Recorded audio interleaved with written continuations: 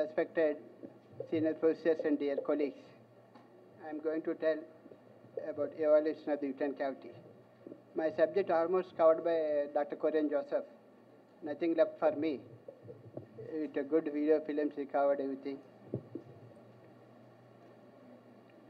Hysteroscopy is a procedure to visualize the uterine cavity completely, and it can be useful for both the diagnostic and therapeutic purpose. The main function of the uterus is carrying the essence of the sperm from the vagina, cervix into the fallopian tubes. Second function is nutrition of the embryo and carrying the fetus to term. And these are the methods of evaluating the uterine cavity. These are the hysterosalpingogram, ultrasound, hysteroscopy, radiosonography, Doppler study, DNC, endometrial biopsy, MRI. Out of these methods, hysteroscopy is the golden standard to diagnose intrauterine pathology. After hysteroscopy, radiosonography, injected saline and sonogram to delineate the polyps and fibroids more accurately. Afterwards, MRI to differentiate the uterine anomalies and mapping of the fibroids. Hysteroscopy, other name is called window to the womb. I am going to tell about fundamentals about Pantoloni in 1869. First described hysteroscopy. Used to perform the hysteroscopy with a concave mirror to treat the endometrial polyps with silver nitrate in 60 years old woman. Afterwards, 1879, Nidge and Litter inbuilt a lens to magnify the image. Hinberg used a water irrigation system in 1908. Rubin used carbon dioxide in 1925. About hysteroscopy surgery from novelty to necessity. About resectoscope.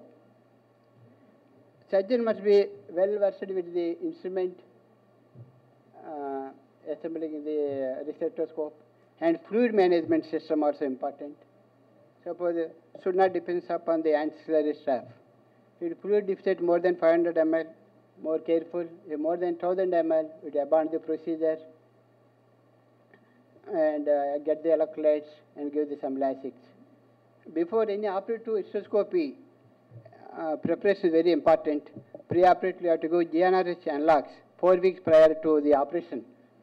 The advantage is to make the endometrium thin, make avascular, and extravasation of the fluid is less. Both operating hysteroscopy and resectoscopy, there are outer channel, 2-seat outer and inner seat. These seats are very essential for continuous irrigation and suction. Common media is used glycine 1.5% for operative purpose. That media is used for operative purpose. These are the various indications for hysteroscopy, diagnostic hysteroscopy, missing IUD, endometritis, any surgery on the uterus, recurrent miscarriage, PID, tuberculosis, unexplained infertility, suspicious on hysterosalpingogram, ultrasound, failure of implantation, 3 IVF cycles. These are the cases you have to go for diagnostic hysteroscopy. Indications for operative hysteroscopy are main intrauterine adhesions, submucous fibroid, endometrial polyp, septate uterus. These are the main indications. About uterine pathology in clinical practice, hysteroscopy done for infertility cases, 1 or 2 cases. Uterine pathology is seen in 32, adhesions 8%, septate 7, fibroid 6, bicarbonate 4, conception seen in 10 cases, according to Malik.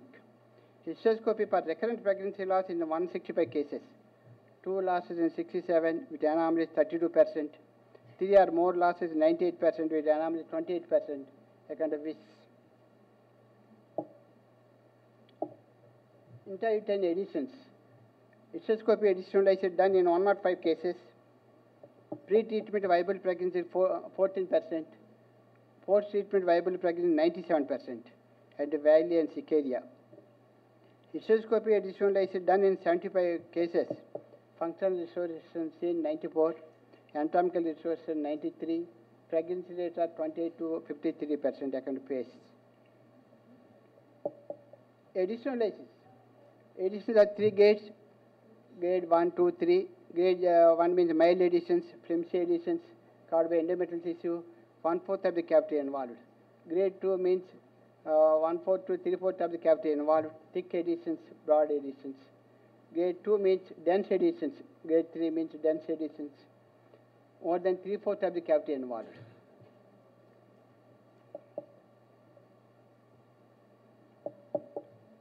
This is a picture of adhesiolysis before surgery and after surgery. Before surgery, the filling defect in the cavity, suspected adhesiolysis. Adhesions. About contemporary gold standard intrauterine growth, hysteroscopy, resection of the myoma polyps done in 53 cases. Bleeding was well controlled in 93%. Live infant delivered in 58%. A control offer. Hysteroscopic excision done in 73, infertility in 11 cases, full term delivery 45%, abortion 18%, according to Motwas. Polyps. Polyps, there are 3 types of polyps. Grade 0, only perpendicular fibroid, small attachment to uterus. Grade 1, less than 50% intramural extension. Grade 2 means more than 50% intramural extension. Grade 0, 1, easy for doing polyp removal.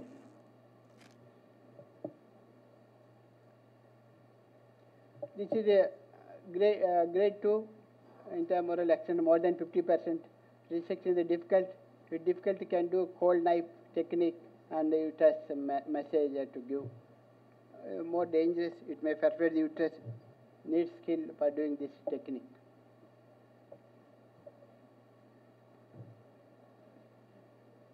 This before surgery, there are filling defects in the fundus. After myomectomy, the study was done between normal uterus and compared with the myomas with normal cavity, with distorted cavity. Implantation rate very less in distorted cavity 3%, pregnancy rate 9, abortion rate 40, birth rate only 5. That's why whenever distorted cavity, better go for myomectomy. Reproductive outcomes or study was done between the adhesions, myoma and septate uterus. Pregnancies were markedly improved after myomectomy 75%. In adhesiolysis 60%. Septate uterus is 18%. Hysteroscopic septectomy done in 91 patients. Pre-treatment viable pregnancy is 5. Post-treatment viable pregnancy is 85%. According to March and Israel. Less morbidity, scarring, normal uterine volume. Reproductive results is excellent. Short interval to conception, favorable mode of delivery. Suppose compared to abdominal metroplasty, go for serial section. These cases can allow vaginal delivery. According to Colquhoun. Hysteroscopic septectomy, if senior surgeons can do without any laparoscopic guidance. Always should do laparoscopy while doing operative hysteroscopy. Otherwise, it may injure the uterus.